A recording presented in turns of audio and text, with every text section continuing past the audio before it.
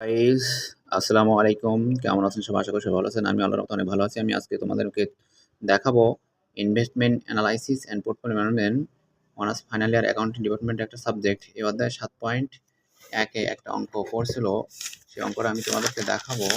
অধ্যায়ের নাম হচ্ছে ভ্যালুয়েশন অফ সিকিউরিটিজ বন্ড। অঙ্কটি ন্যাশনাল ইউনিভার্সিটিতে বিবিএ অনার্স ফার্স্ট ইয়ারে আসছিল 2014 সালে, ঠিক আছে? 2014 সালে এই অঙ্কটি আসছিল। এই যে 2014 সালে বিবিএ অনার্স ফার্স্ট ইয়ারে আসছিল। তা চলুন অঙ্কটি শুরু করা যাক। প্রথমে কী করতে হবে? অঙ্কটি ভালোভাবে পড়ে নিতে হবে। তা চলুন আমি অঙ্কটি ভালোভাবে পড়ে নিই।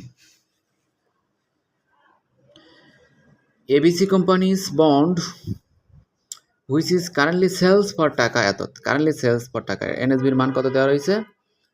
কারেন্টলি সেলস ফর টাকা রয়েছে 1080 টাকা। এটা হচ্ছে এনএসবি এর মান। 10% কুপন রেট, তাহলে 10% কুপন রেট হচ্ছে আয়ের মান। 10% কুপন রেট এটা কিসের মান? আয়ের মান। অ্যান্ড টাকা 1000 পার ভ্যালু, এটা হচ্ছে ফেস ভ্যালু। 1000 টাকা কিসের মান? ফেস ভ্যালুর মান। Pays interest annually and 10 years, N এর মান দেওয়া রয়েছে 10 বছর।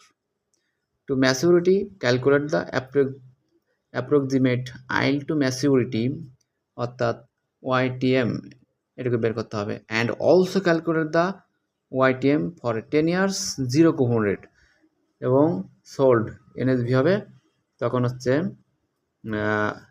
500 টাকা। এখানে দুইটা প্রশ্ন করা হয়েছে।